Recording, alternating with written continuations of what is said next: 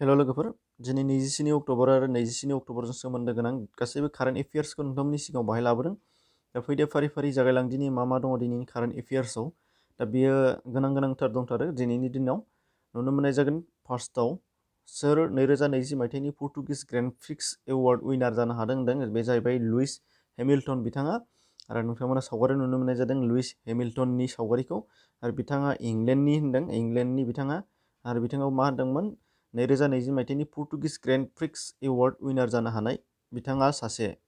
बेनिफ्राय नुगोन नीति आयगनि एडभाइजारि पेनेलाव गोदान हेड थिसनबाय होनदों राजिब कुमार बिथांखौ। आरो बिथांखौ आर्बान डेभेलपमेन्ट इडुकेसन सिस्टेमनि थाखाय खामानि मावनो थाखाय बिथांखौ थिसननाय जादों होननानै बुंदों। दा नीति आयगनि खोथा बुंदों। नीति आयगआव नोंथांमोना नुनो मोनदों नेशनेल इन्स्टिट्युट फर ट्रान्सफर्मिं इन्डिया, बेखौ गायसनदोंमोन 2015आव। बेनिफ्राय निउ दिल्लीआव हेडक्वार्टार। चेयारपारसन हिसाबै जायो प्राइम मिनिस्टारा, एबा दा जेनाखि प्रेजेन्टलि प्राइम मिनिस्टार जानानै दं नरेन्द्र मदि बिथां। फर्मारमोन आरो फैबाय थानाय समाव फैबाय थानाय प्राइम मिनिस्टारा जागोन। दा बेखौ गोसोआव लाबानो जाबाय। सावगारियाव नुगोन नीति आयगनि बिथांखौ। दा बेहाय नुनो मोननाय जागोन दानिया नोंथांमोना बिनि थाखाय गोबाङानो PDF फाइल बा गोबां नट खालामनो सुबिदानि थाखाय बियो। दा बेखौ नोंथांमोना डिसक्रिपसनाव हाबबानो नुनो मोननाय जागोन। टेक्सटै लिरना होनाय जादों। डिसक्रिपसनावनो दंखायो।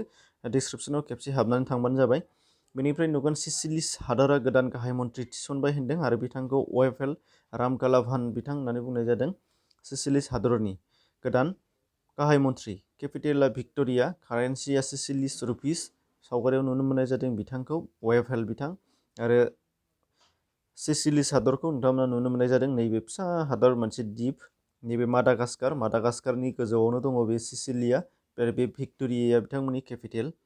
बेनिफ्राय नुगोन FATF नि बादिब्ला पाकिस्ताना 2021 मायथाइनि फेब्रुवारिसिम ग्लबेल वाचडग्स ग्रे लिस्टआव थाबाय थागोन होनदों।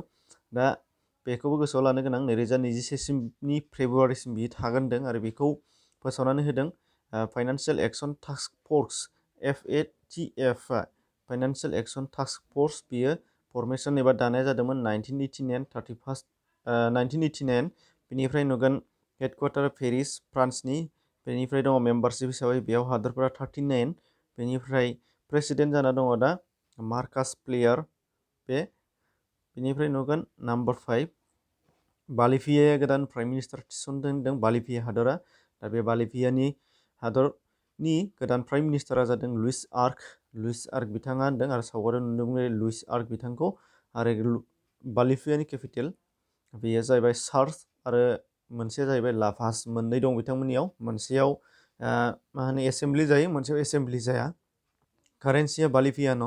आरो बलिभियानि एड्रेस नोंथांमोना नुनो मोननाय जादों सावगारियाव बे पेसिफिक अशियान, आटलान्टिक अशियान आरो बेनि गेजेरावहायनो दङ बलिभिया हादर। बेनिफ्राय नुगोन नेक्स्टआव इन्दिरा गान्धी इन्टारनेशनेल एयारफर्सआ COVID-19 नि थाखाय वर्ल्डनि नैथि सेफेस्ट एबा रैखाथि गोनांसिन एयारपर्ट होननानै फोसावजाबाय होनदों।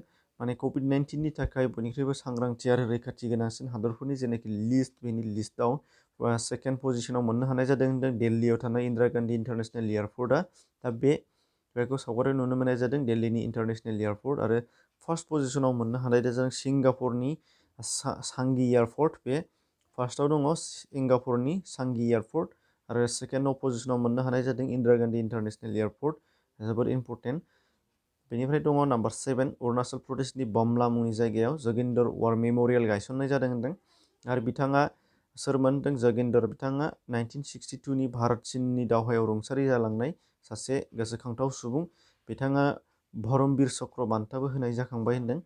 आरो बेखौ अरुणाचल प्रदेशनि बामला मुंनि जायगायाव मेम'रियेल बिथांनि मुङै जोगिन्दर वार मेम'रियेल गायसननाय जादों होनदों। सावगारियाव नुनो मोननाय जादों जोगिन्दर सिंह बे बिथांमोन। बेनिफ्राय नुगोन नाम्बार 8 इजराइल हादरा नर्मेलाइज रिलेशनशिप, माने लोगोआरि गोरोबथा होनना बुङो बेखौ। लोगोआरि गोरोबथा होनना बुंबाय आङो। इंराजिखौ होफानाय जादों गोसोआव थानायनि नर्मेलाइज रिलेशनशिप। दा बेनि थाखाय इजराइल हादरजों फार्स्टआव UAE एबा इउनाइटेड आरब एमिरेट्स हादरा लोगो जादोंमोन। बेनिफ्राय नैथियाव बहरीन हादरा लोगो जादोंमोन। दा नाथाय थामथि हादर हिसाबै आरोबाव बिथांमोननि हादरजों एबा इजराइल हादरजों सुदान हादरा गोरोबथा जाबावबाय होनदों। सुदान हादरा थामथि हादर हिसाबै नर्मेलाइज रिलेशनशिप बेयाव बाहागो लादों होनदों। इजराइल हादरजों। फार्स्टआव UAE, सेकेन्डआव बेहरिन आरो थार्डआव दा जानानै दङ सुदान आरो फैबाय थानाय समाव गुबुन गुबुन हादरफोराबो लोगो जानो हागौ। दिनैनि थाखाय बेखिनियामोन। फार्स्टआव बुंखादों नोंथांमोननो डिसक्रिपसनाव हाब खेबसे डिसक्रिपसनाव हाबबानो बेनि नट हिसाबै मोननाय जागोन। एसेनोसै, गोजोन्थों।